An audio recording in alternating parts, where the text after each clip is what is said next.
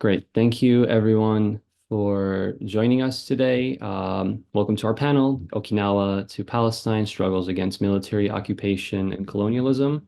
My name is Gerard Dalban. I'm an organizer with the DSA International Committee and on the leadership of the New York City DSA Anti-War Working Group.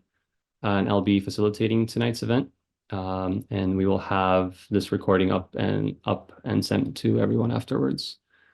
So as some of you might have noticed, originally we planned doing this event on our DSA delegation um, to Okinawa in October, but ended up rescheduling due to suddenly having to shift all of our organizing focus to responding to the ongoing genocide in Gaza. To many here, the parallels between Okinawa and Palestine regarding the long history of military occupation and colonialism will be apparent enough, and we will be examining some of these today as we continue organizing against US imperialism and its long history of militarism and genocide it has carried out across the globe. For just some quick background information, DSA has been working with ZENKO, a left-wing anti-war organization in Japan, since 2017. In the past 2 years, we started working on the ZENKO Henoko anti-base project, or the ZHAP campaign. And this was to oppose the construction of a new US military base at the Henoko Ora Bay at Camp Schwab in Okinawa. Okinawa is well known for its local anti-base militancy due to the extreme encroachment by the US military occupation and the long history of struggle for self-determination from the US and Japanese governments. Currently, over 70% of US military presence in Japan is concentrated in Okinawa, which makes up less than 1% of land in Japan. And today, over 15% of the land in Okinawa is occupied by US bases.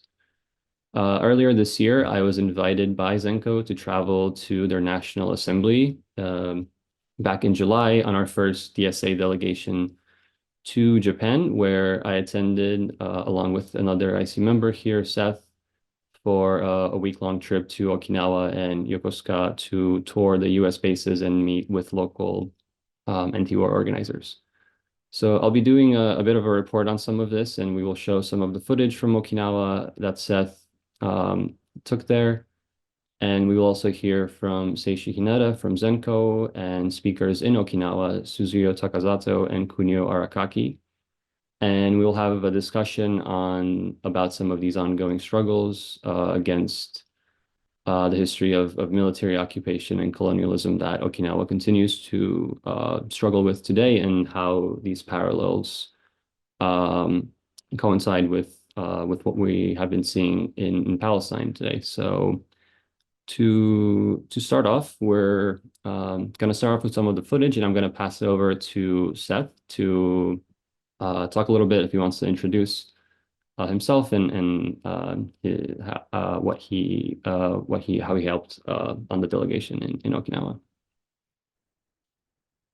Hello, everyone. Yes, my name's Seth. I live in Tokyo, and I'm a member of the DSA International Committee, and I'm also a filmmaker, and was very happy to go down to Okinawa with Gerard and the ZENKO delegation to see what's happening in Okinawa.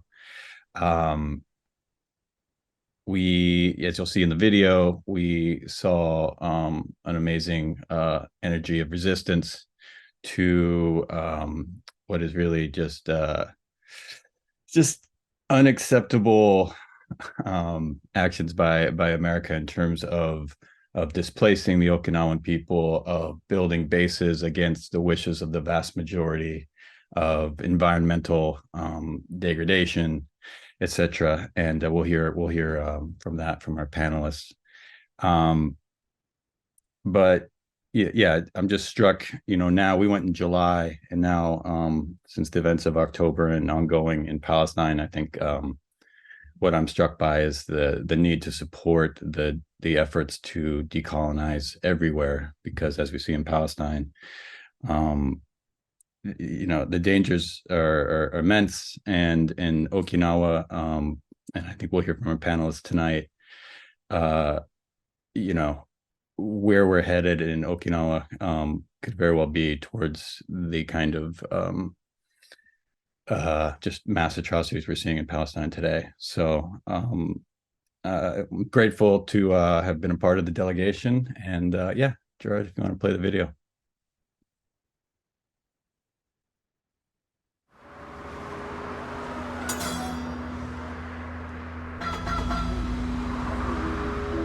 まず現場を見てもらうと、我々県民が雨の日も風の日もこうやって戦っているんだということはですね、なかなか知られてないと。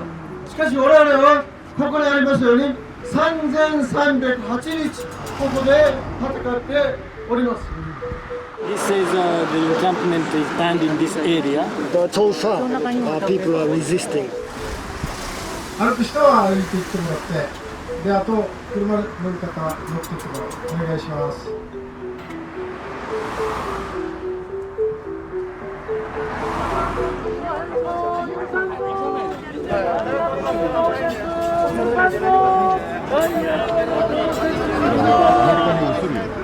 アメリカ映るよ。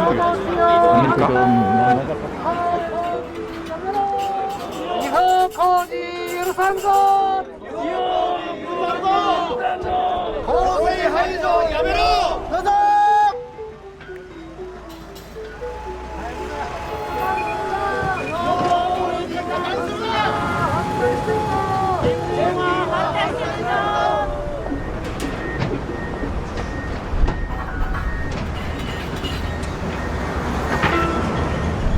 今こそ立ち上がろう。今こそ奮い立とう。辺野古の海を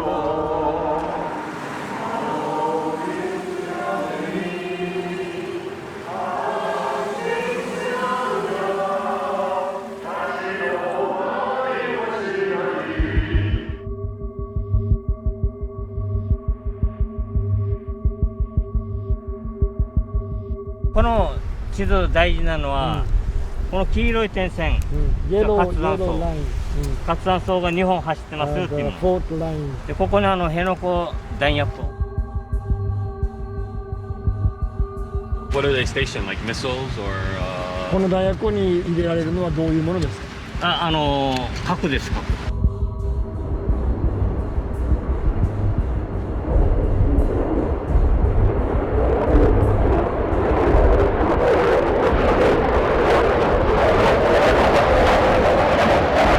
嘉手納町の面積の8割は、基地と。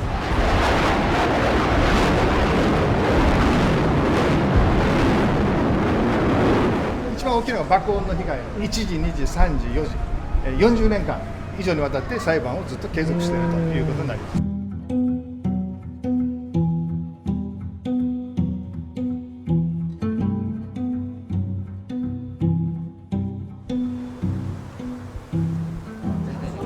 途中になんか四角い四角い四角いっていっぱいある。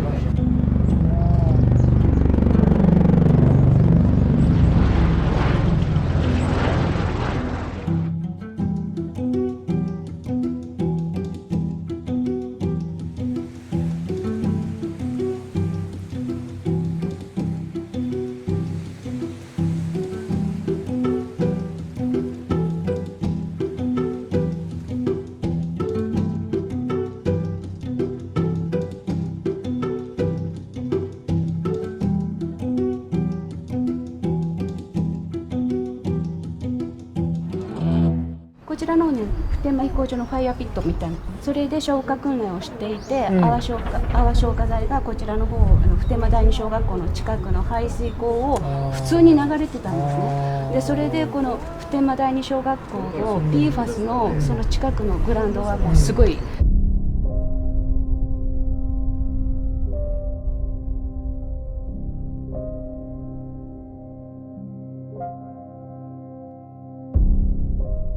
The Okinawa prefecture want to research how contaminated inside a base, but our central government, Japanese government didn't listen.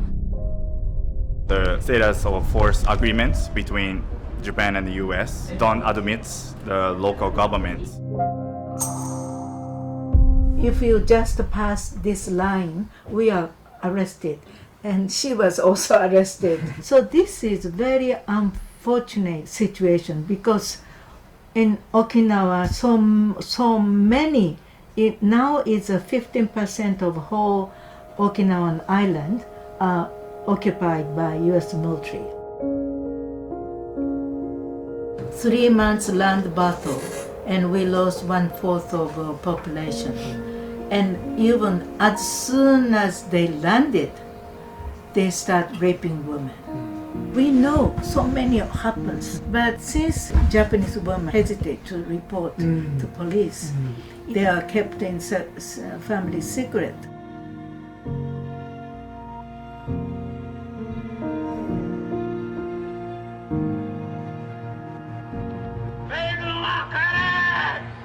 We had a 12-year-old girl was raped and 85,000 people gathered. But Japanese-US relationship is now as though we don't have any Japanese constitution. Even referendum, 70% against Henoko. And yet, following day, they insist the construction. How could you endure this situation?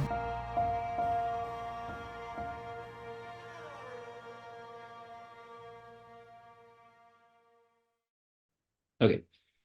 Yeah, really love that video, and big shout out to Seth for shooting that. So I'm gonna go now into a bit more detail about our delegation and give everyone more info on the footage we just saw. Let me just make sure.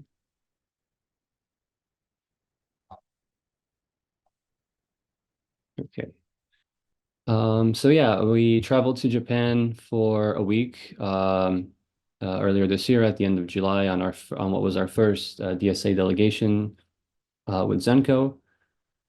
We spent 2 days there in Okinawa touring US bases and meeting local organizers and anti-war activists. And then we went back to Yokosuka to tour another US base and attend the 2-day ZENKO National Assembly.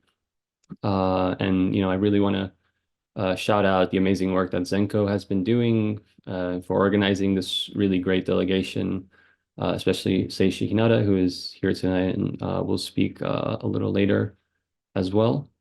So to go into a little bit more detail about everything, on our first day when we landed in Okinawa, we were kind of immediately thrown into this amazingly well-organized 2-day tour. We had this press conference at the Okinawa Prefecture Hall in Naha City with the local councilwoman, news outlets, organizers to kind of give an overview of DSA's anti-militarist work and the work that the ZENKO Henoko Anti-Base Project has been doing. We had a really great meeting there and discussion right afterwards with the lieutenant governor of Okinawa to exchange thoughts on the issues with the bases and this crucial need to advocate for peace and diplomacy in the Asia Pacific. And I was really struck seeing kind of an elected official talk that way about the need to oppose this rising militarism and reject the warmongering narratives, especially about China, that the US and Japan have been using to increase their military budgets and to really drum up this rising militarism in the area. And Okinawa is unique also in this sense, having both a very large local opposition. Over 72% of people voted in the 2019 prefectural referendum to oppose the construction of the Henoko base.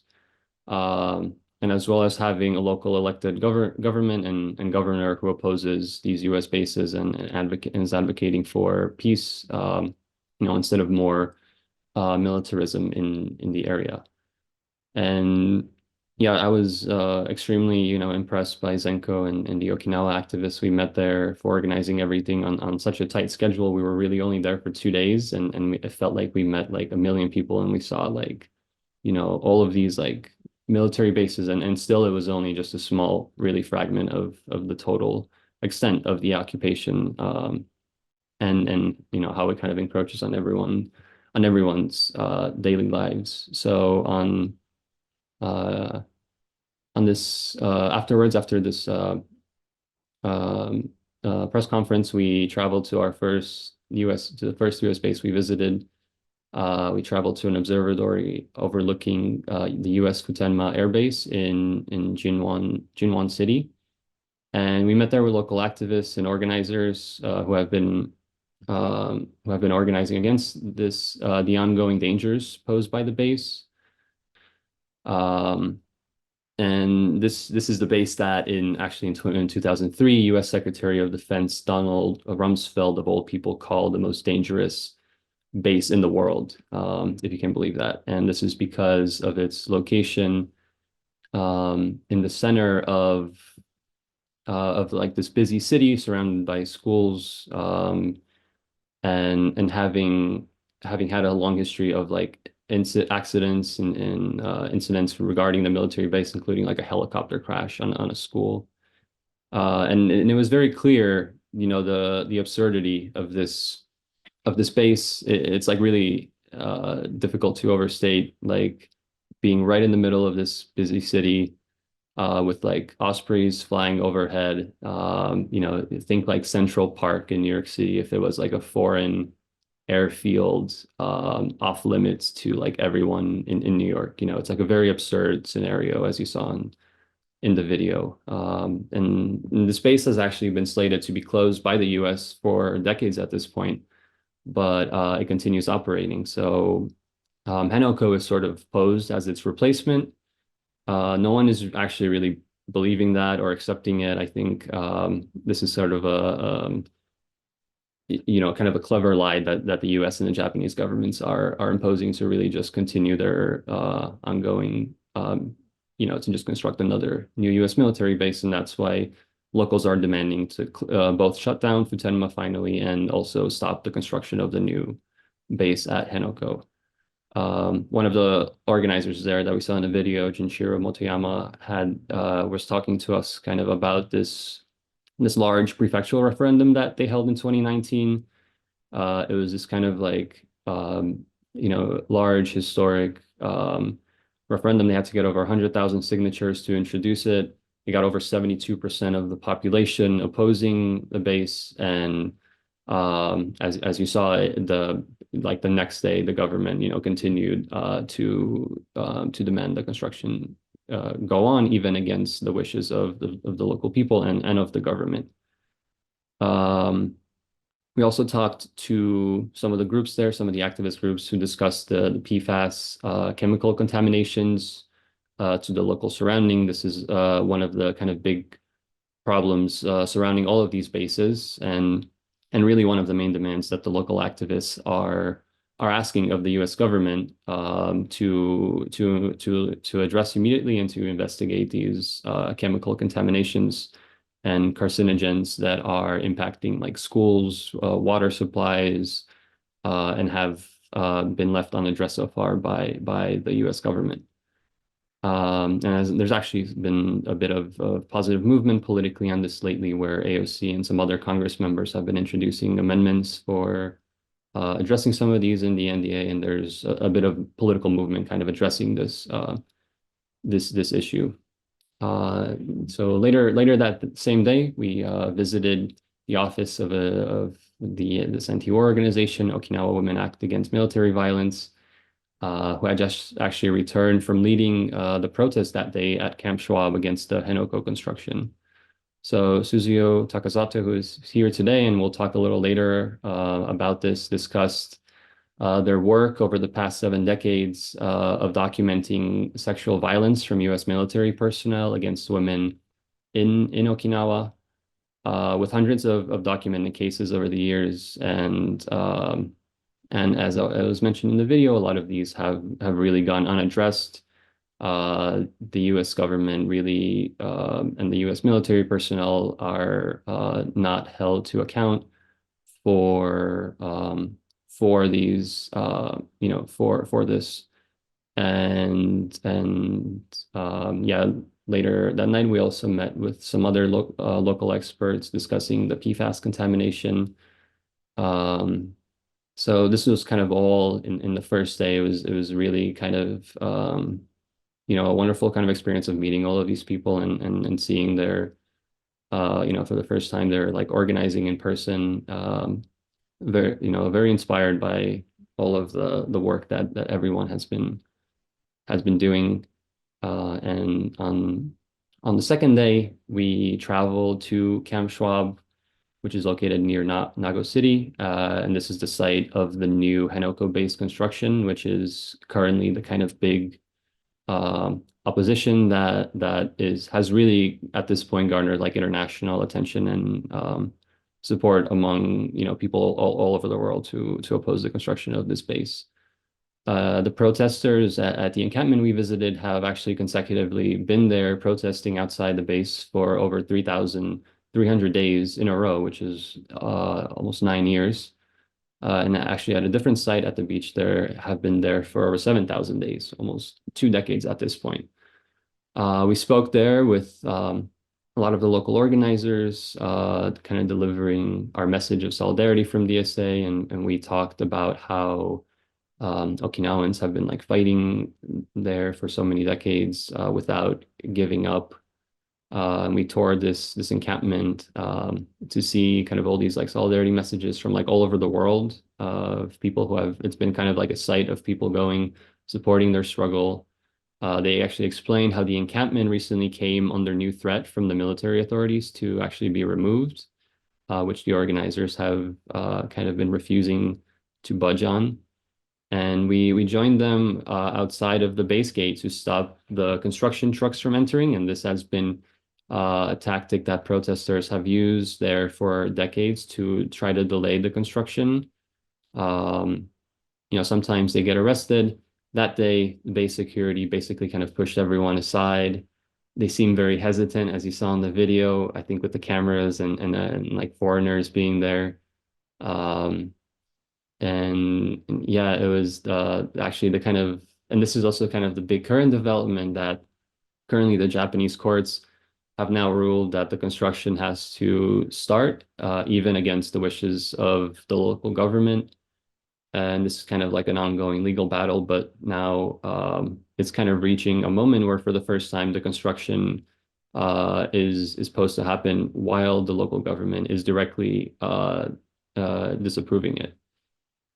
And we also traveled to the Bay Area where the construction happened, where we had an overview of this of kind of the ongoing construction from Masanori Okuma, one of the main organizers with ZENKO based in Okinawa. He runs an organization called the Okinawa Drone Project to aerial map all of these different US bases.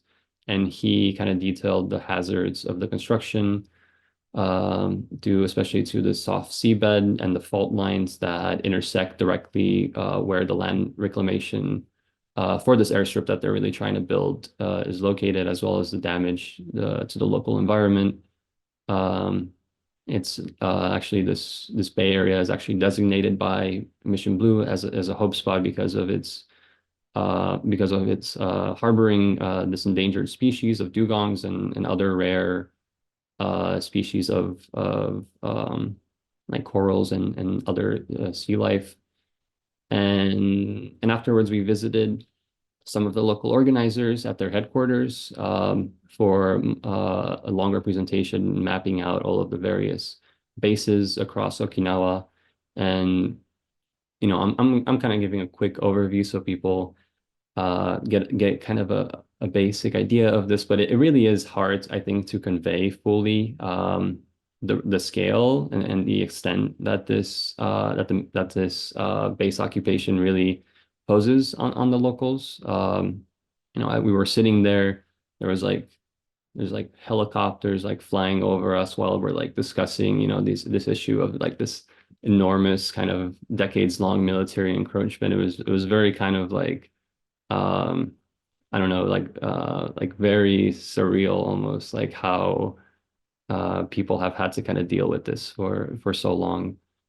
And they also discussed this new law passed by the Japanese government that would actually be able to prohibit protests against U.S. military bases in their vicinity. There's hasn't, as far as I understand, hasn't been like put into effect hasn't been like used yet to like stop people from protesting, but it's I think pointing towards the direction that the Japanese government is kind of refusing um, to listen to the people of Okinawa, and is continuing to sort of increase their oppression as people are continuing to fight against this unjust construction of the new base.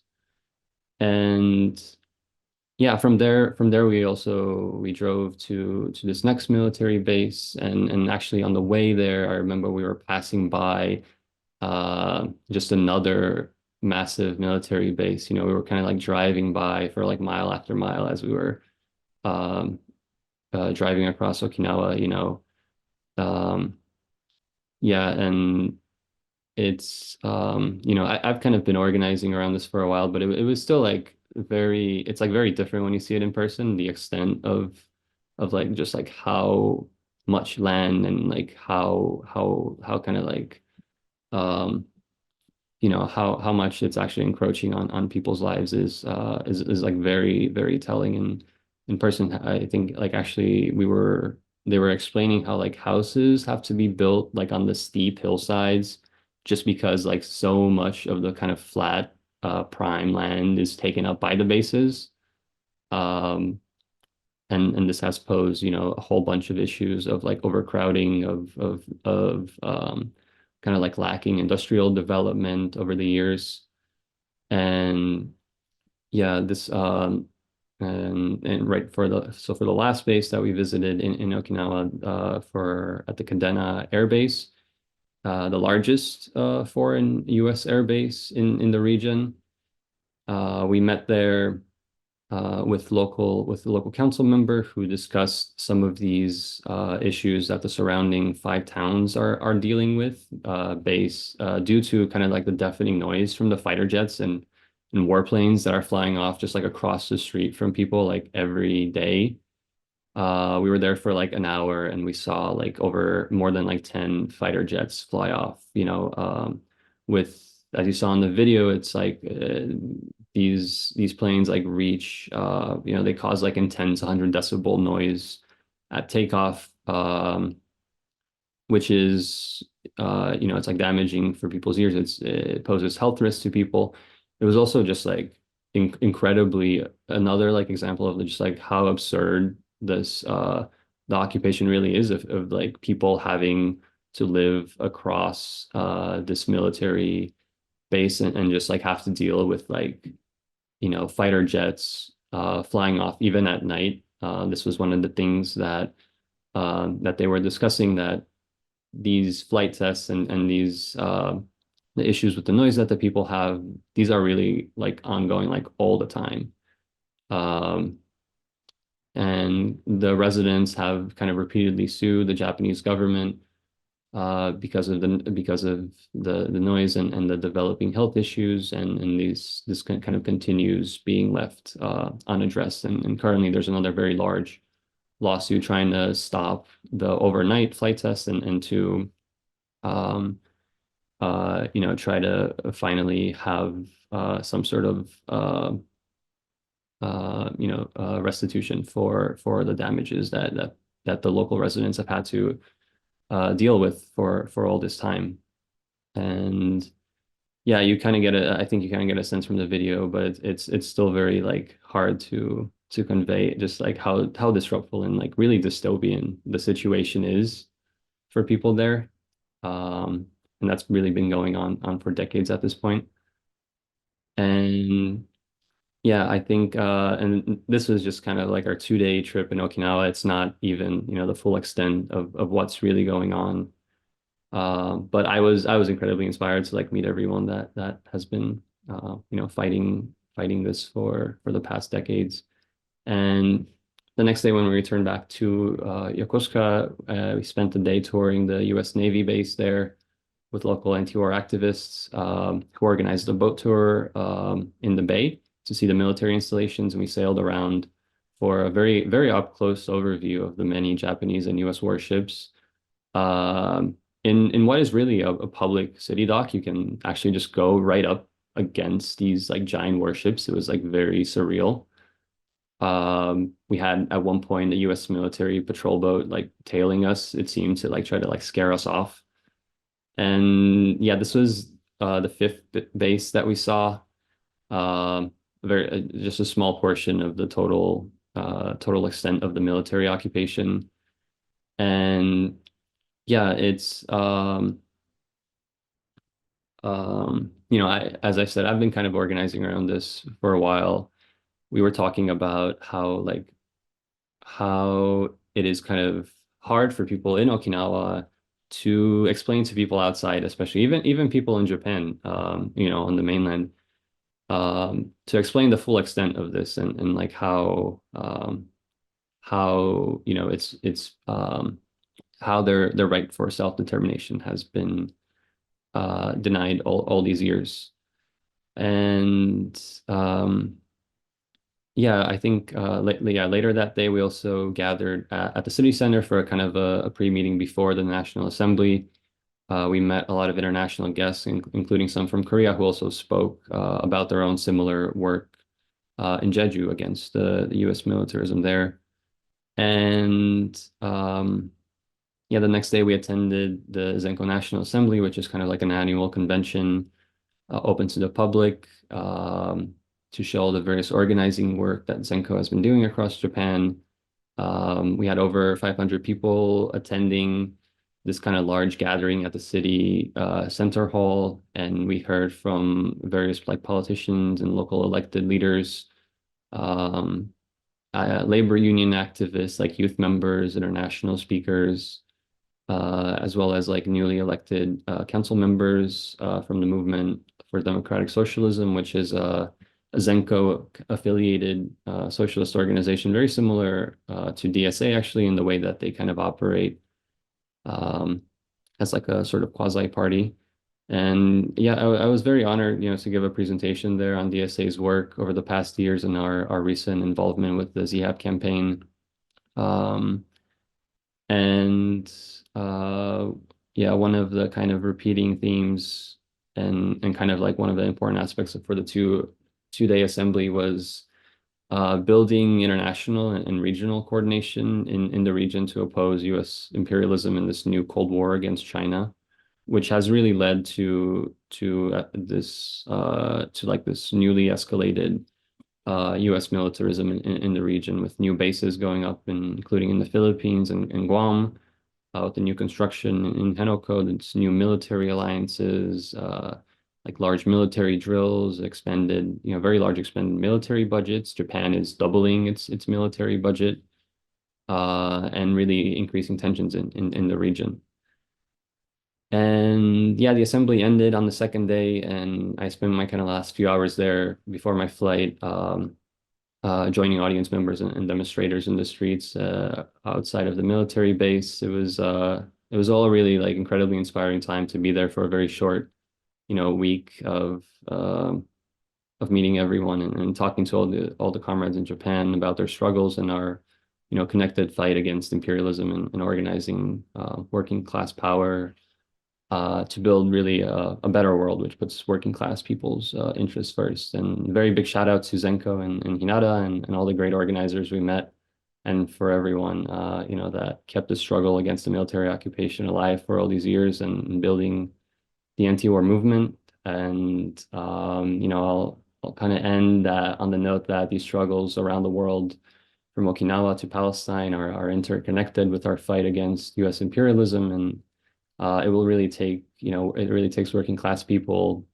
getting organized and being able to wield our collective power against the capitalist class here in the U.S., which has for the past decades, waged genocidal wars and interventions across the world, killing millions of people. And as we've been seeing now for the past 2 months, with the escalated Israeli aggression and genocide against Palestinians, fully funded by the U.S. and supported by our government, against the wishes of the vast majority of people in the U.S. and around the world.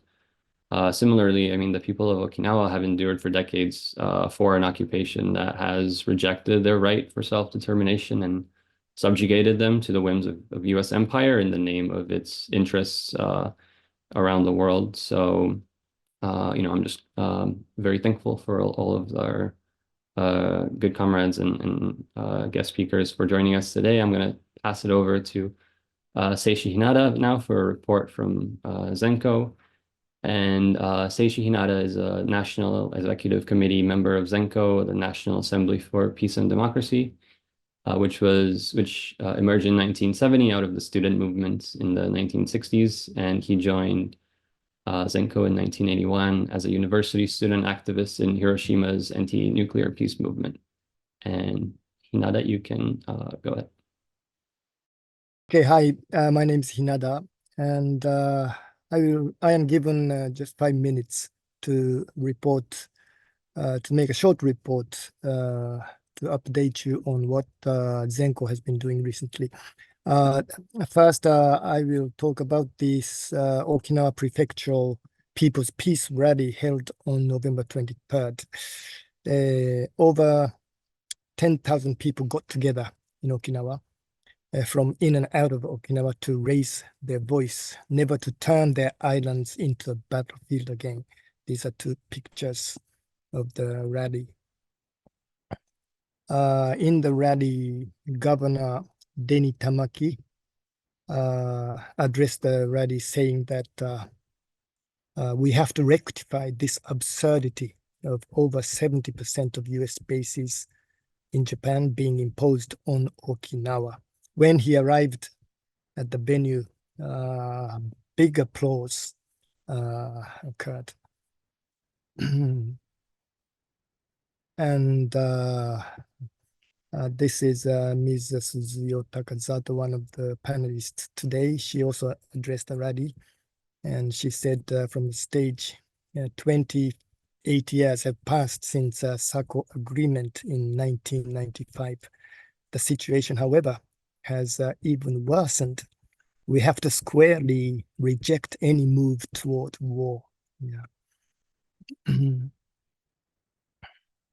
ZENKO sent a solidarity delegation of over 60 members to join the rally and worked hard as assistant staffers.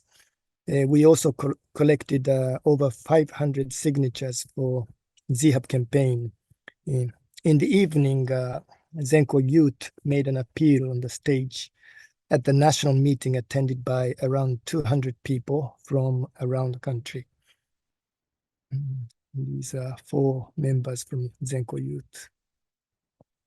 And DSA Solidarity video message with subtitles in Japanese was shown at the evening meeting and quite enthusiastically received. Thank you, Ahmed Hussein-san.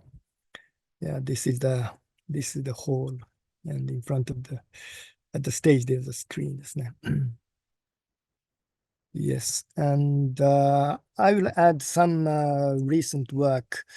Stop Genocide in Gaza actions around Japan. ZENKO has been organizing Palestinian solidarity demonstrations and other protest actions in different places of Japan.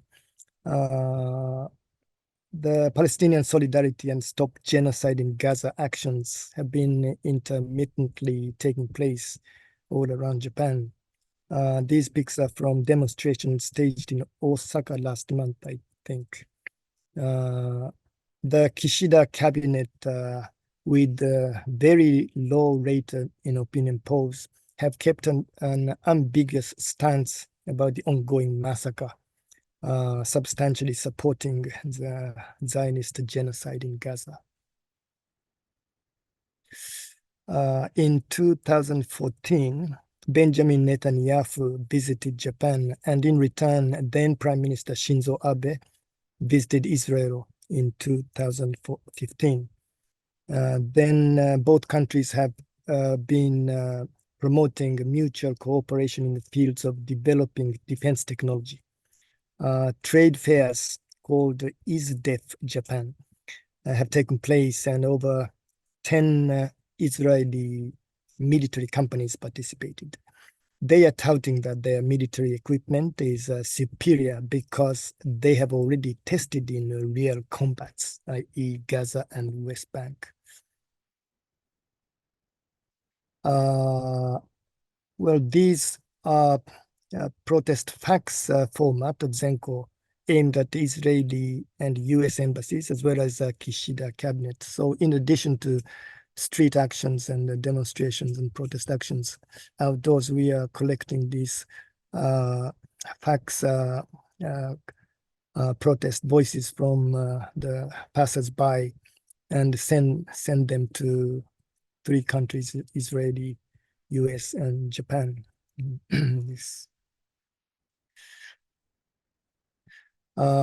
These 2 pics are from Hiroshima. Last month, we organized a visual candlelight actions just in front of A-bomb, atomic bomb dome, which is sort of symbolic for peace workers in Hiroshima. And we draw Stop Genocide in Gaza by over 1,000 little candles. And the pic from on the right is the demonstration in Hiroshima, Stop Genocide in Gaza. So still, these actions are continuing all around Japan. Yes, yeah, thank you very much. Just a short report from ZENKO. Great. Thank you, Hinada. Okay, so next we will go to Suzuyo Takazato. Suzuyo Takazato was born in Taiwan under the Japanese colonial rule, founded Okinawa Women Act Against Military Violence in 1995. She served as a Naha city councilor for 15 years and was nominated as one of 1,000 female candidates for the Nobel Peace Prize in 2005. In 2015, she was one of the 30 women to cross the Korean demilitarized zone with Women Across DMZ, calling for an end to the Korean War. Now she is one of the 5 co-representatives of the All Okinawa Congress. I am a co-chair of Okinawa Women Act Against Military Violence. And then actually, Gerald explained in detail on the Okinawan situation where the U.S. military station. And this is a geopolitical situation, but I think you have already explained this. So actually, Okinawa is only 0.6% of entire nation, and the population is over 1.5 million. But approximately 70.6% of all U.S. military bases in Japan are located in Okinawa. And not only that space, but also, the 70% of U.S. troops stationed in Okinawa is stationed in Okinawa. So Okinawa is the island of military. Structural violence against women by U.S. military personnel. Since 1996, Okinawa Women Act Against Military Violence has published chronology of post-war U.S. military crime against women in Okinawa. And this, and recently, 2 months ago, we published the 13th edition. Actually, war ended, but actually the new war on women started after the war. Right after the landing, U.S. troop, because Okinawa is the only place where the U.S. troop landed, and the very awful battle, land battle, took 3 months land battle. So gang rape by group of 2 to 6 soldiers, family members and police officers who attempt to stop the abduction women, but killed and seriously injured.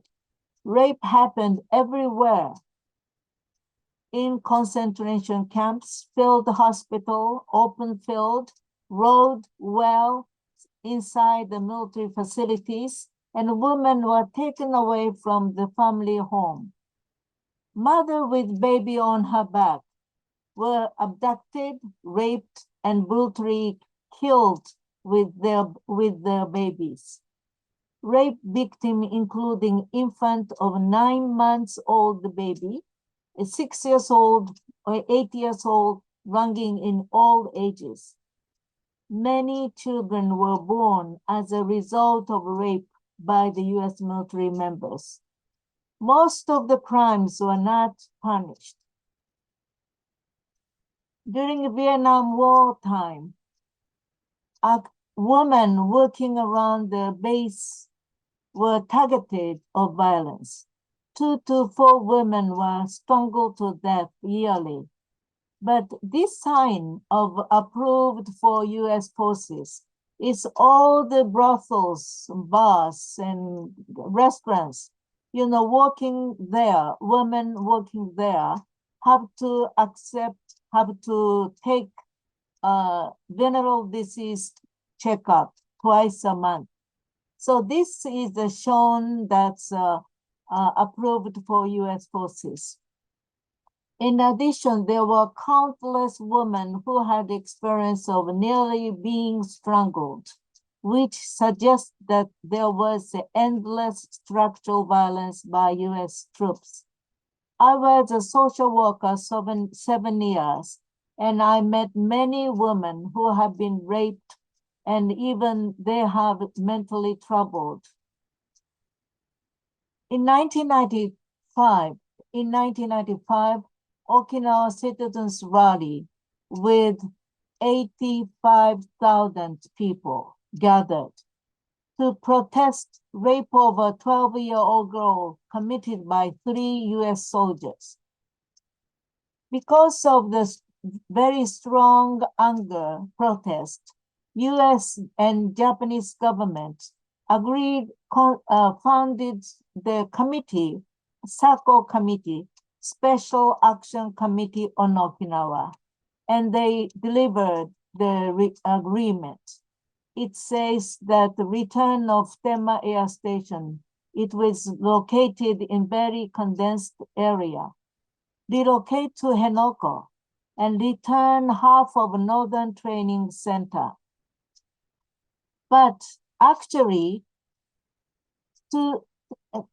later on, 2005, realignment plan, relocate Tema to Henoko by 2014, and 8,000 U.S. Marine, 9,000 family to Guam, and 60% of transfer related cost by Japanese government responsible. But actually, this is not reducing the burden of Okinawa. It is said that reduce the burden of Okinawa, but reality is not the truth. This is not the reduce the plan, but reinforce relationship between Japanese government and U.S. government. And even the 60% of transfer-related costs by Japan is now paid in constructing a U.S. military base in Guam.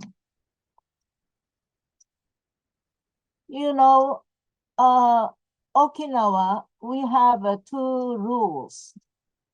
For instance, in America, it's a base, and they have an Independence Day holiday and Labor's Day holiday. But all the U.S. military stationed in Okinawa can go to anywhere in the community. But when we are trying to enter the base, we are arrested. So the U.S. holidays, children are targeted. In 1995, September, 12 years old girl. 2000, July, it's Independence Day holiday, 14 years old girl. And 2005, July, also Independence Day holiday, 10 years old. 2008, February 14, it's 14 years old. Importantly, many of these crimes have been committed in the Okinawa communities on U.S. holidays, Labor's holiday and year. So women take action, International Women's Network Against Military. But because we decided not to be silent, because silence must in a way support violence. 2012, October 16, 2 U.S. sailors were on a short deployment to Okinawa from their duty station, Naval Air Station North in Texas, who were attacked and raped women. So in that way, they were arrested because the women were raped in the basement of their apartment. Memorial rally, 20 years old woman raped and murdered. So it says in Japanese, our anger is beyond anger, beyond the limit. The resistance against the construction of a new military base in Henoko. Our elected governor, Onaga Takeshi, he went to UN Human Rights Commission in Geneva, and he said, "This is a new page of Okinawa history. Okinawa has suffered from the burden of the heavy military presence for past 69 years. Enough is enough. It's the violence of voices of Okinawa. The Phtemma operation must be moved outside Okinawa, outside Japan. I will make my best effort to stop the construction of the military new base facility at Henoko and remove the Marine Corps Osprey from Okinawa."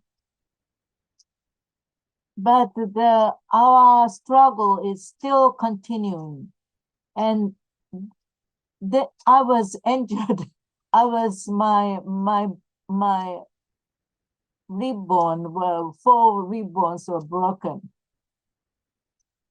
On February 24, 2019, a prefectural referendum was held over the new military facilities construction. 72% of more than 70% of those who voted expressed no to the military buildup. Yet, the Japanese government completely ignored the result of referendum. This is the evidence of the deep-rooted discrimination by Japanese government and Japanese people against Okinawa. American Peace Caravan, we Okinawa women organized 13 women to travel to United States in 1996. And then we visited San Francisco, Washington, New York, and Hawaii. And there in San Francisco, we were you were well accepted, and after that, International Women's Network was established. Feminist vision of security and culture of life. So now we have been organizing where the U.S. military station, Philippines, Korea, Guam, Hawaii, and Puerto Rico, and then mainland USA, and the women from mainland USA, including those area and nations, and mainland Japan and Okinawa. We organized this international feminist movement network. Then we have been organizing conferences in area. And this year in May, we had it in Philippines. The security, feminist vision of security and cultural life. Environment in which we live must be able to sustain human and natural life. People's basic survival needs for food, clothing, shelter, health care, and education must be met. Respect for cultural identity and for the people's fundamental human dignity must be honored. People's and natural environment must be protected from avoidable harm, not only military security. But on September 4th, 3 months before, Japanese Supreme Court decision on Henoko-based construction. The Supreme Court rejected Governor Tamaki's disapproval of Okinawa Defense Bureau's application for change in design and construction, seafloor reinforcement work. Thus, the Governor Tamaki must approve the application. But Supreme Court did not even allow him to present his argument. So we are still very, very eager against this Supreme Court judgment. And then judgment again, this December 20th, another sentence will be given to Okinawa. So we are very intense right now, how to really protest this situation. Thank you very much for our report, my report.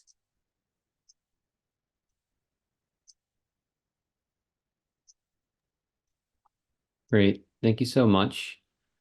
Okay, let me get this set up for the next speaker.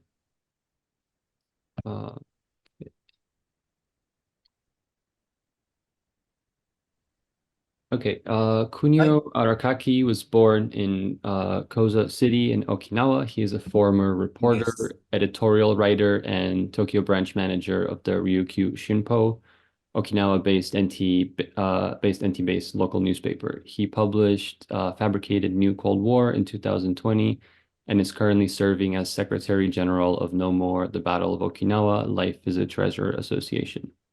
And he will be speaking in Japanese and Hinada will be translating afterwards. Go ahead. はい、こんにちは。沖縄から嘉手納基地の真ん前にある小座市から荒垣です。私は I am Kunio Arakaki. I'm now just speaking in front of Kadena Air Base. 私はノーモア沖縄戦ヌチドゥ宝の会の事務局長です。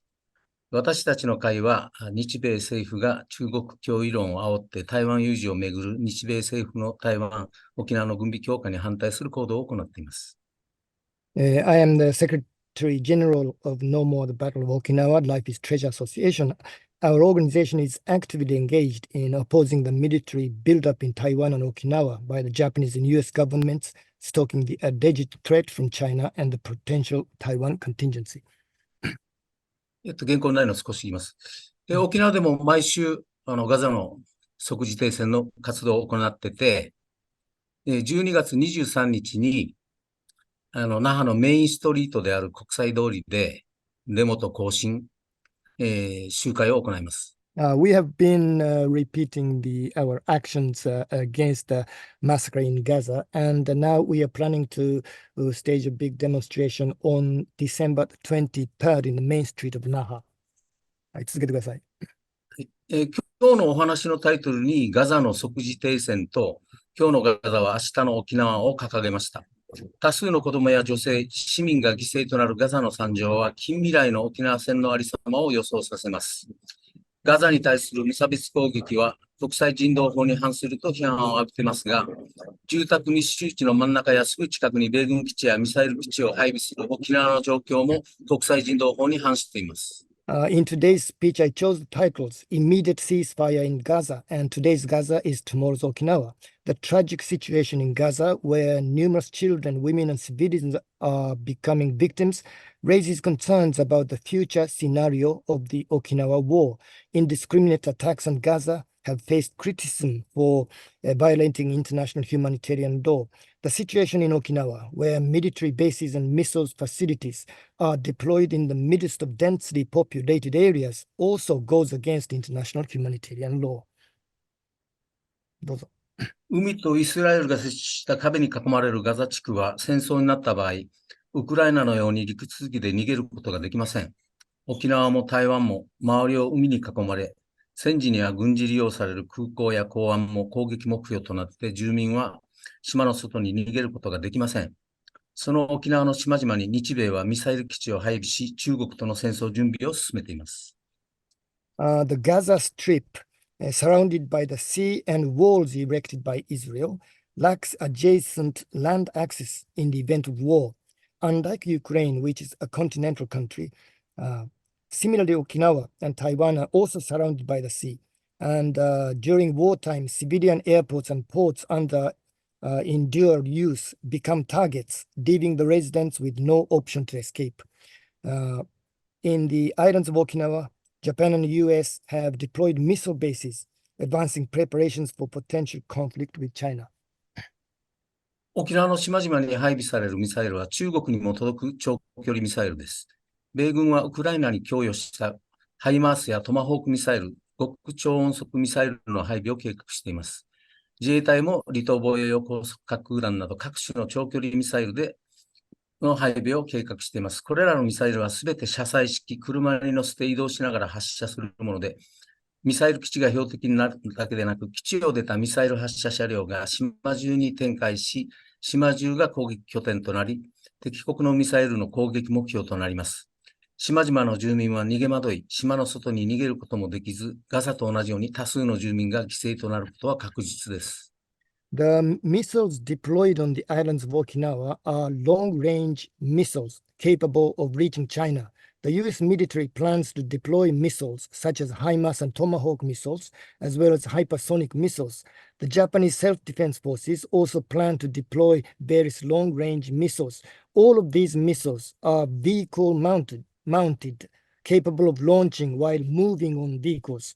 The deployment of missile bases not only makes the bases targets, but also turns the entire island into potential attacking points as the missile launching vehicles spread and scattered throughout the island. The residents of the islands would be left scrambling, unable to escape, similar to Gaza, and it is inevitable that the significant number of them would become casualties.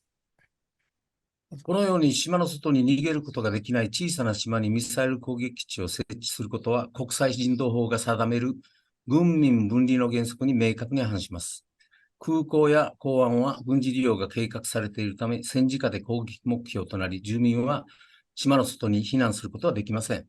Setting up missile attack bases on small islands where residents cannot escape, as I told you, blatantly goes against the principle of separation between the military and civilians established by international humanitarian law. Airports and ports being planned for military use become targets during wartime, and residents cannot use those airports and ports, unable to evacuate to the mainland. どうぞ。国際人道法は戦時下の国民の保護を義務付けています。ジュネーブ条約追加議定書は、住宅密集地の近くに攻撃目標となる軍事施設の設置を避けることを規定しています。沖縄の島々のミサイル攻撃基地化は、ジュネーブ条約追加議定書に明確に反していることを重ねて強調します。The international humanitarian law mandates the protection of civilians during times of war. The protocol additional to the Geneva Conventions stipulates that they have to avoid placing military facilities that may become attacking points near densely populated areas.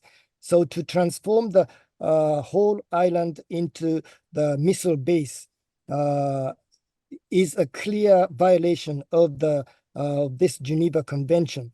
This should be repeatedly emphasized. 今年1月1日の琉球新報は、防衛省のシンクタンクである防衛研究所の高橋杉雄室長のインタビューを掲載しました。高橋氏は、台湾有事をめぐって中国と戦争になった場合、半年から1年の長期戦を予想しています。1945年の沖縄戦では3ヶ月の戦闘で沖縄県民は約14万人が犠牲となりました。半年から1年の戦争、しかも最新鋭のミサイル戦争となれば、沖縄県民は死に絶えてしまうことでしょう。On January 1st of this year, the Ryukyu Shinpo published an interview with Takahashi Sugio, the head of the Defense Policy Research Division of the Defense Research Institute, a think tank of the Ministry of Defense. Mr. Takahashi anticipates a prolonged conflict of 6 months up to 1 year in the event of war between China and Taiwan. In the Okinawa War of 1945, the residents of Okinawa Prefecture experienced approximately 140,000 casualties in 3 months of ground battle.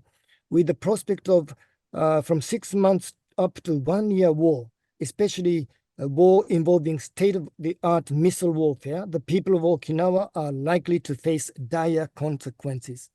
どうぞ。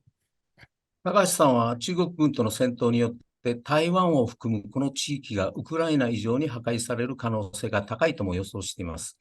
台湾や沖縄がウクライナやガザのような戦場となることを想定しながら沖縄の戦争計画を進めています。自民党副総裁の麻生太郎氏は8月に台湾を訪問し、日米台湾が力を合わせて中国と戦う覚悟と発言しました。これに対し11月21日に那覇で講演した台湾労働人権協会のツアン・ルーシン氏は、台湾有事イコール日本有事論は台湾を助けず戦争を誘発する。日米が台湾有事に関与することは内政干渉であり侵略戦争と批判しました。台湾と中国の統一問題は対話による解決が可能であり、大国、米国、日本の介入が戦争の危機を高めると厳しく批判しました。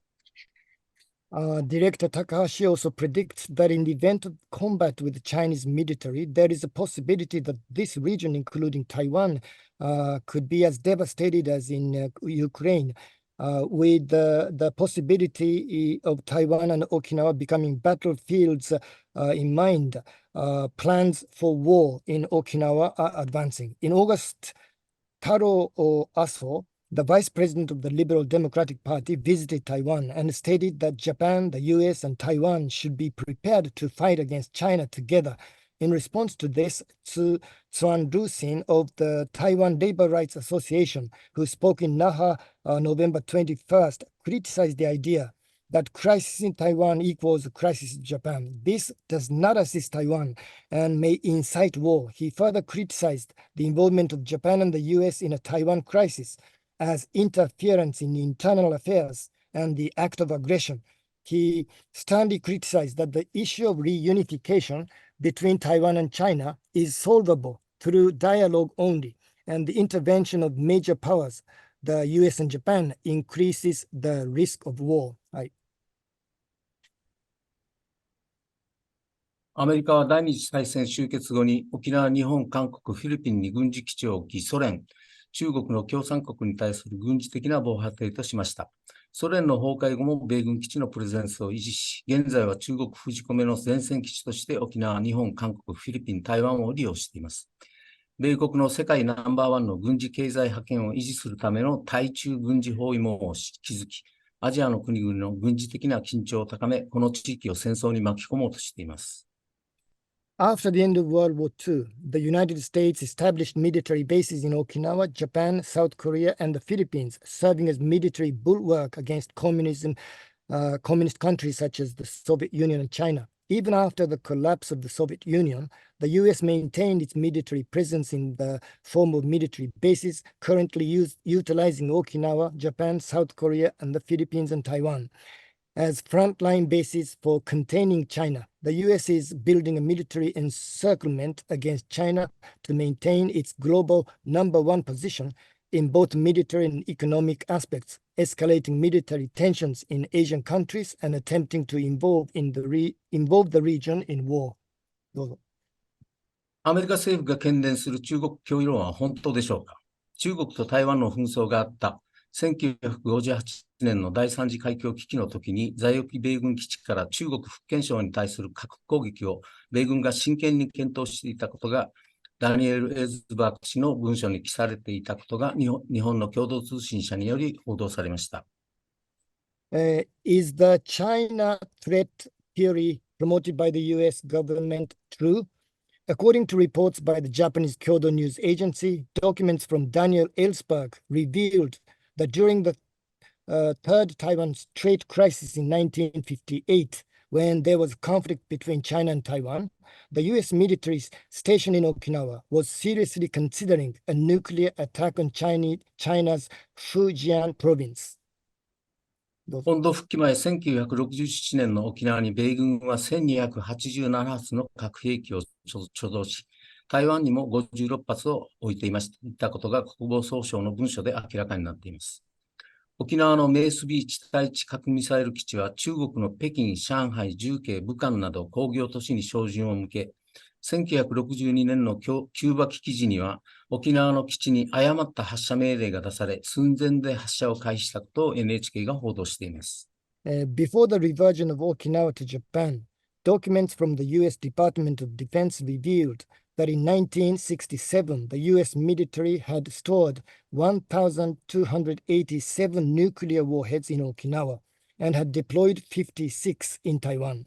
The Mace B ground-to-ground nuclear missiles base in Okinawa was aimed at industrial cities in China such as Beijing, Shanghai, Chongqing, Wuhan. And during Cuban crisis in 1962, there were reports by NHK that a mistaken launch order was issued to the base in Okinawa, narrowly avoiding an actual launch. アメリカは朝鮮戦争でもベトナム戦争でも核兵器の使用を検討し、そのための部隊は沖縄に置きました。アメリカは緊張が高まる朝鮮半島に対してもミサイルを搭載する米軍潜水艦の韓国への寄港、戦略爆撃機の韓国基地への着陸が報道されました。東アジアの軍事緊張を高めているのは米国のアジアへのプレゼンスであり、米軍の軍事力に対抗するために中国や北朝鮮が核兵器の増強などの軍備を強化していると思います。In both the Korean and Vietnam wars, the United States considered the use of nuclear weapons and stationed forces in Okinawa for that purpose. The US has also been reported to enhance its military presence in response to the escalating tensions on the Korean Peninsula, including the port visits of US missile-equipped submarines to South Korea and landing strategic bombers at bases in South Korea. The military presence of the US in Asia is contributing to heightened military tensions in East Asia, prompting China and North Korea to strengthen their military capabilities, including the reinforcement of nuclear weapons to counter the military power of the United States. 11月23日、那覇市で開かれた県民集会には1万人以上の県民が結集し、日本全国から多数が参加して沖縄を再び戦場にしてはならないと声を上げました。沖縄だけでなく日本を戦場にしてはならない。沖縄は被害者にも加害者にもならないと訴えました。軍拡競争を中止し、軍縮と国際間の対話による問題の解決を訴えました。On November 23rd, at the Prefectural Peace Assembly held in Naha, Okinawa, more than 10,000 residents gathered, with many participants joining from across Japan to voice their opposition to turning Okinawa into a battlefield again. The assembly not only emphasized the sentiment of Okinawa should not become a battlefield again, but also extended its plea to Japan should not become a battlefield, emphasizing that Okinawa should neither be a victim nor an aggressor. The participants called for an end to the arms race, advocating for disarmament and the resolution of issues through international dialogue. The assembly reflected the concerns of the people not only in Okinawa, but also throughout Japan, highlighting the shared desire for peace and avoidance of military conflicts. アメリカ、中国は核保有国です。日米と中国が戦争をすれば核戦争にエスカレートし、世界の終末戦争にすらなりかねません。戦争の選択肢はありえないのです。ウクライナ、ガザに続いて沖縄、台湾、日本もですけど、中国も戦場となりかねない情勢です。アジア各国、そしてアメリカの市民が手を結び合って、戦争の回避、国際問題の対話による解決を進めましょう。そのためには戦争の火種となる米軍のアジアからの撤退しか選択肢はありません。The US and China are both nuclear armed nations. If Japan and the US were to engage in war with China, it could escalate to a nuclear conflict, potentially leading to a global apocalyptic war. The option of war is unthinkable. Following the situations in Ukraine and Gaza, there is a risk that Okinawa and Taiwan, even China, could become battlegrounds. It is crucial for the citizens of Asian countries and the US to come together, advocating for the avoidance of war and the resolution of international issues through diplomatic rules. To achieve this, the only viable option is the withdrawal of the US military from Asia, eliminating the spark that could lead to war. 私たちの住んでいる島は無人島ではなく人間の住んでいる島です。この島を中国に対するミサイル攻撃基地とすることは許されません。米軍にとっての基地の島、沖縄から米軍基地を撤去し、人間の住んでいる島、戦争のない平和な島を取り戻すことを日米政府、米国市民、国連、国際社会に訴え続けます。The island we inhabit is not an uninhabited island, but a human inhabited island. Turning this island into a missile attack base against China is unacceptable. We will continue to appeal to the Japanese and US governments, US citizens, the United Nations, and the international community to remove the US military bases from the island, reclaiming it from being merely a base island for the US military to being a human inhabited island, a peaceful island without war. ありがとうございました。Thank you very much.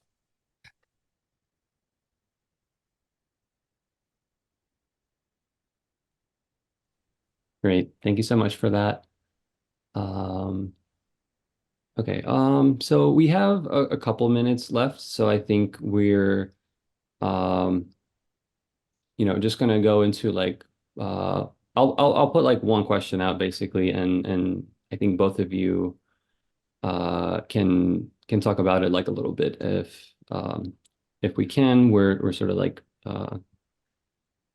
running a little late, but that's totally fine. Let's let's see. Okay, let me make sure this is set up.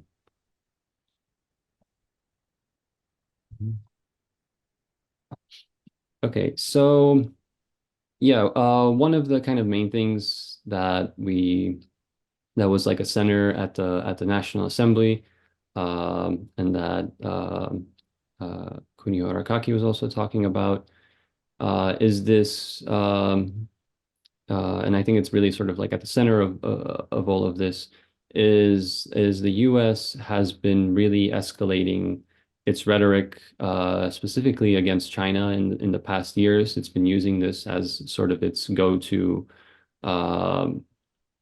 excuse, basically, to drum up increased militarization in the area with new military bases. We've seen them in the Philippines now, in Guam, and as well as the new construction in Henoko that's really ramping up now, as well as kind of large scale military deployment, military drills, military alliances.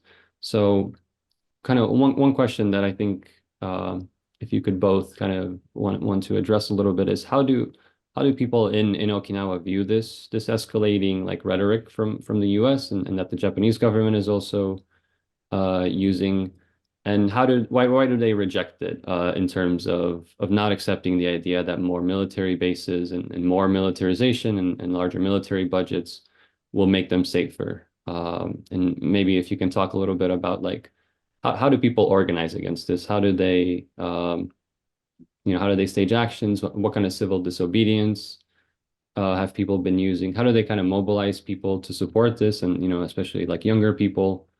And how is this kind of continue this work for so long and to grow it into a mass movement? Maybe if either of you want to just kind of like touch a little bit on that of like how people are opposing this kind of warmongering and militarism that's been escalating. And I'll be interpreting that question to Japanese first, and if the responses are in Japanese, I'm going to interpret it in English. 質問訳します。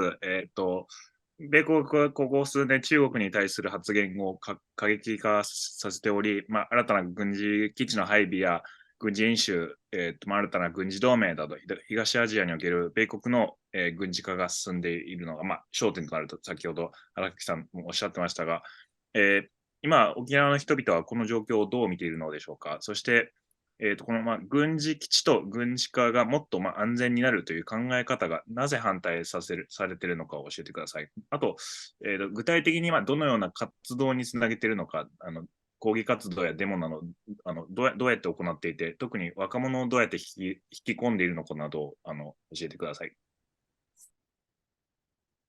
そうですね。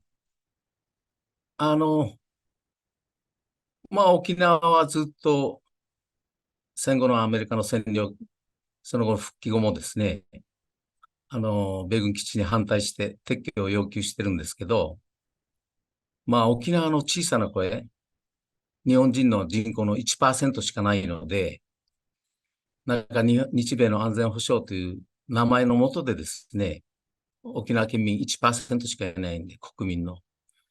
それが無視され続けている。で、もちろん今、沖縄の軍事化に対して、沖縄の人々は本当にもう戦争間近いというリアルな恐怖を抱いているけれども、やっぱりそのリアルな恐怖が東京の人たちとかには共有されていない。だからやっぱり私たち小さな声なんですね。はい。The people of Okinawa, even since the days of the U.S. occupation after the war, we have been raising our voices for a long time, but we only make up about 1% of the population of Japan. So we feel the situation here on the ground, but for people in Tokyo, they don't really feel it day to day. They don't understand the kind of threat that we're facing. So we are just a small voice out of this large country. どうぞ。それでまず沖縄の声をどんだけ大きく出すかということで、今年もですね、2月、5月、9月、11月というふうに何度もこの集会を開いて、だんだん大きくしていってですね、沖縄の声をまず大きく上げるということから始めました。So, one of the major priorities is making our voice being heard and making it bigger. So, just this year, we've had rallies here in Okinawa in February, in May, in September, and 11th to get our voice heard. そしてその中でですね、特に若い人たち、女性、これまでなくそういう若い人たちや女性がですね、運動の前面に出てきた。それがこれまでと違う、世代を超えた大きな運動の広がりに今沖縄でなろうとしています。What we're seeing now is a difference from before, where young people and women in particular are kind of joining and being on the front lines of the struggle. And we're seeing this kind of intergenerational organizing, and this is something that's different from before. で、先日の県民集会はですね、1万人が集まりました。でも1万人でもですね、沖縄の人口の 1% に、足りませんので、まだまだ足りない。At the prefectural rally that we hosted last month, we had 10,000 people show up. But 10,000 people is still only 1% of the population of Okinawa. So this is still not enough. ですから、この1万人をですね、10万人、20万人に増やしていく。それが大事です。So turning this 10,000 number into 100,000, 200,000, that's the goal. That's what's important. それからこの間の県民集会はですね、全国からも大勢来てくれました。And we had many people come from Japan outside of Okinawa to our prefectural rally. ですから、国内的なネットワークとですね、連帯を作り出すことが、それで東京に影響力を与えることがとても大事です。So what is important is building a kind of national network and gaining more influence in Tokyo. 私たちは6月に、フィリピンのオルデンベロさんという人を迎えて講演会をしてですね、フィリピンの人たちもアメリカの軍事化に反対しているという声を伝えました。In June, we hosted an activist from Philippines, Walden Bello, and learned about the anti-military organizing in the Philippines as well. 台湾からも先月お迎えしてですね、台湾の人たちもこの軍拡を望んでいないという声を伝えました。And last month, we hosted people from Taiwan who are organizing against the militarization there too. 韓国の方々も沖縄に来てですね、軍事化に反対と言ってます。We've had people come from Korea as well to talk about their opposition to the militarization. はい。やはり日米政府というこの大きな力の前にではですね、沖縄県民の力だけでは足りないし、日本国民と連帯する、それからアメリカを含めたですね、もう国際連帯、それでもう本当次の第三次大戦にもなりかねないこの大きな人類の危機をですね、回避する運動を広げていくことしかないと思います。The U.S. and Japanese government alliance, this is too strong for the Okinawan people to go at it alone. This is why we need solidarity with the people of Japan and solidarity with the people of the United States. We have to prevent this potential World War III that is a threat to the entirety of civilization.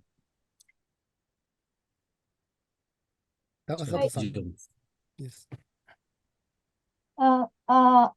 Mr. Arakaki said that we would like to increase in number for rally, for 10,000 people or 2,000 people.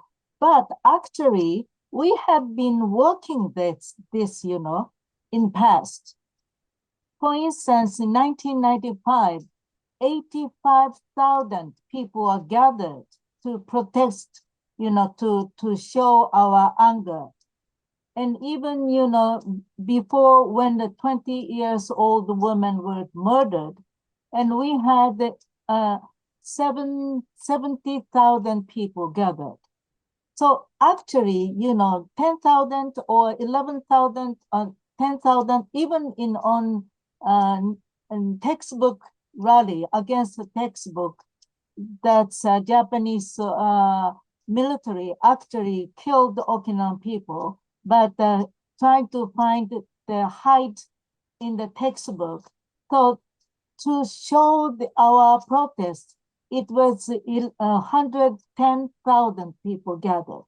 So actually, our big rally cannot be organized because of pandemic. For 3 years. Actually, because of the pandemic, COVID-19 pandemic, we couldn't gather. So actually, Okinawa people have been shown it, you know, even in 2000, year 2000, when the G8 summit was held in Okinawa, actually 25,000 people encircled Kadena Air Base to show that we are against this situation. So Okinawa people, because, you know, Okinawa people have been continuously show our protest, our anger, our alternative plan. But actually, Japanese government, which is very kind of, U.S. government and Japanese government relationship is very unequal. Japanese government is really just following U.S. government. So even, last year in December, Japanese government not only discussed in the diet, but they decided to increase military budget 3 times, and if it's going to be materialized, our Japanese government is going to be the third largest military budget country. It's really against the constitution. And yet now the Japanese diet, the prime minister is elected Global Democratic Party. So it's very, the new law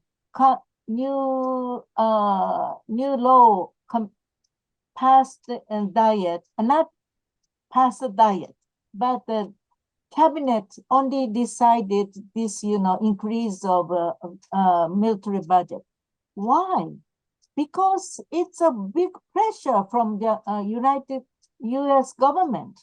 So Japanese government is only slavers. Sorry to say, but just following. And even the prime minister, he's from Hiroshima prefecture, where the atomic bomb was bombed, but he cannot say strong message, even he is elected from Hiroshima prefecture. In that way, even G7 summit, which was held in Hiroshima this May, but they invited Zelensky, President Zelensky from Ukraine.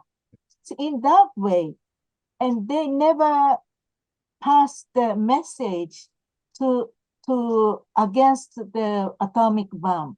So actually, Japanese, after we were defeated in Pacific War, in the last Pacific War, Japan is defeated by America.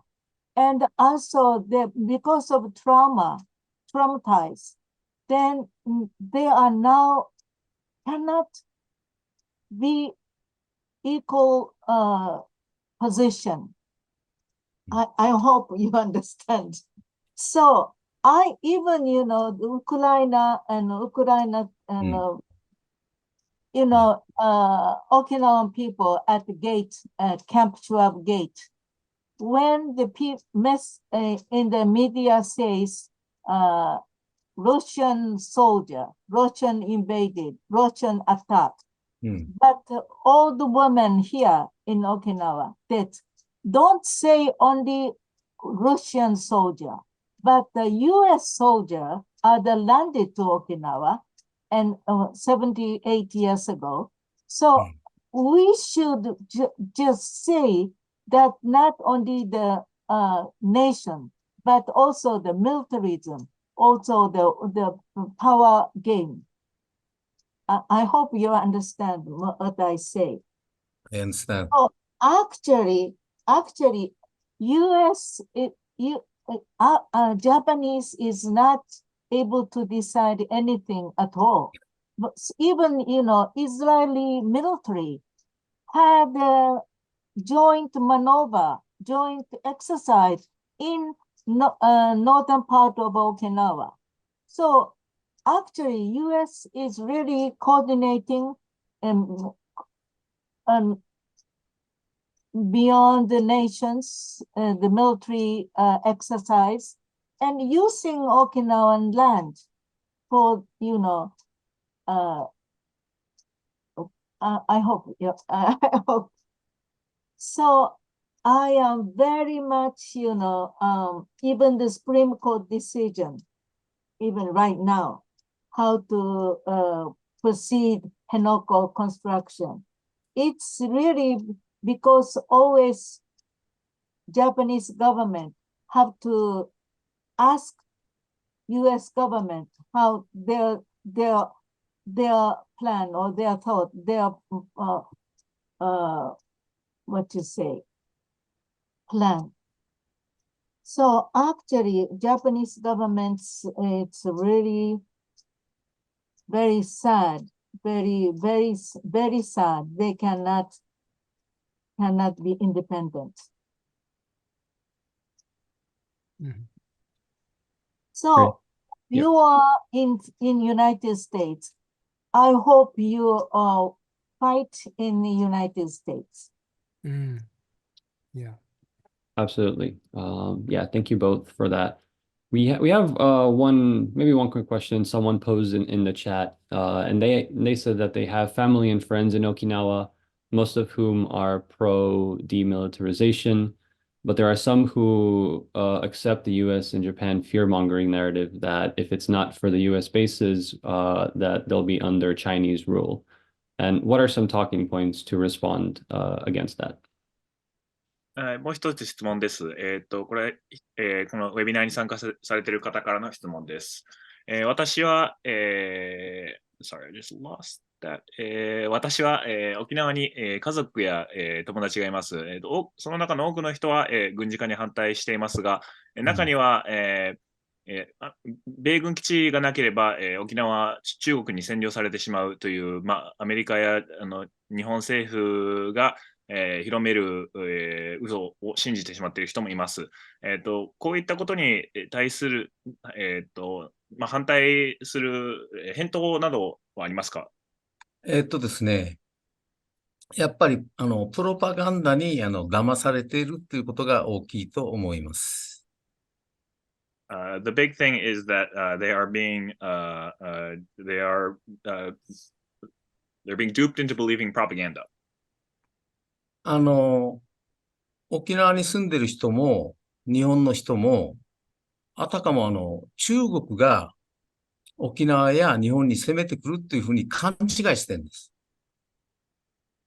A lot of people in Okinawa and in Japan are mistakenly believe that China will, for some reason, invade Japan. だけどこの台湾問題っていうのは、中国が台湾を手に入れたい。別に沖縄や日本に攻めてこようという話ではないけれども、何か中国が日本や沖縄に攻めてくるっていうふうに勘違いしてしまっている。The Taiwan contingency issue is about China wanting control of Taiwan, and somehow it's been conflated with the belief that China wants to invade Okinawa or Japan. ですから台湾と中国のですね、紛争になるかもしれないけど、それを嘉手納基地からわざわざ戦闘機で出てって、その紛争に口出しをする。自衛隊もそうする。それで沖縄や日本が戦争に巻き込まれる。そういう仕組みをですね、そうであることをあまりなんていうんですかね、ちゃんと理解していない。そういうことが大きいと思います。A lot of people don't understand. They think that This is an issue that would be a conflict between Taiwan and China. The notion that military jets flying out of Kadena Air Base or the Japanese Self-Defense Force getting involved. This is mistaken. Okinawa and Japan don't need to get involved. ですから一つの中国と言われる台湾と中国の問題にですね、日本や沖縄の嘉手納基地の米軍とかが口出しをすることがですね、中国の軍事的強化を招いて、それが戦争の危機を高めているということを正しく認識する。そのことをちゃんと伝えていくことがやはり大事だと思います。What is important is to understand and let people know that it is the US and Japan getting involved in the military conflicts of China that makes China ramp up its military. And that's what increases the threat of world war. もちろん私はですね、中国が台湾に今時ですね、武力で侵攻したり、そういうことには大反対です。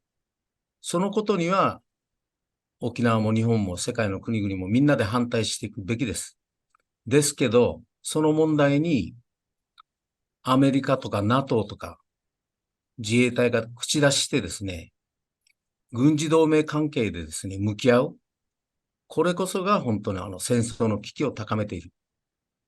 そのことをみんながはっきり知る。そのための、シンポジウムとか、そういう知るための活動が大事だと思います。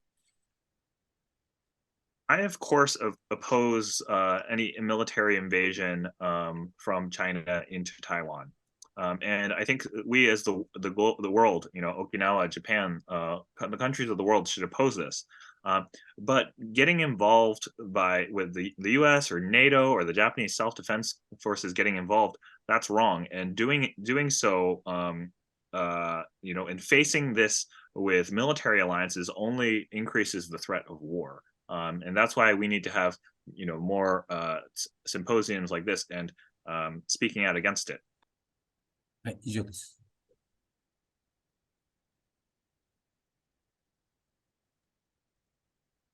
Great, thank you. I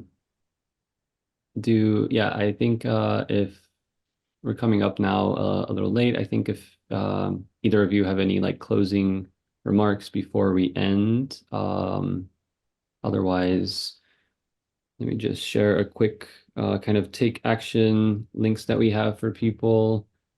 And I'm going to put this in the chat for everyone.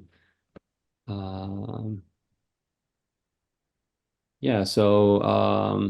in the chat for everyone. I want to thank everyone for joining us tonight and to all our great guest speakers for coming on and for all your work on this.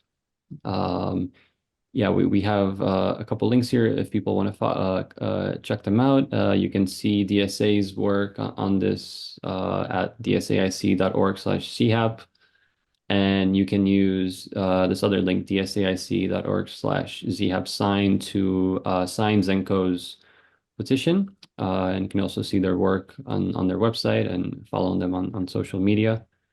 And if you wish to join us to continue this this organizing work in the US, you can apply to join the International Committee at dsaic.org/join. And also join DSA if you're not a member at dsausa.org/join. I just kind of want to end it by saying that the importance of this anti-imperialist work really can't be overstated, especially as we see with what we're witnessing in Palestine today, and these struggles are deeply interconnected with the ongoing resistance against U.S. military occupation in Okinawa and all around the world. I think we're seeing we're seeing that the anti-war movement today is also reaching a newly emergent mass scale we haven't really seen since the protest against the invasion of Iraq. And it's really up to us all to organize and to engage the masses in this struggle and to provide an alternative, for a world that puts working class people's interest first. So again, I want to thank everyone for joining us on a Saturday night and for engaging with this work and to our panelists. And yeah, I don't know if anyone has any final closing thoughts, but otherwise, thank you all so much, and solidarity, everyone. It's great seeing you both again. Thank you all. Thank you, Hinada. ありがとうございました。はい。ありがとうございました。Thanks all.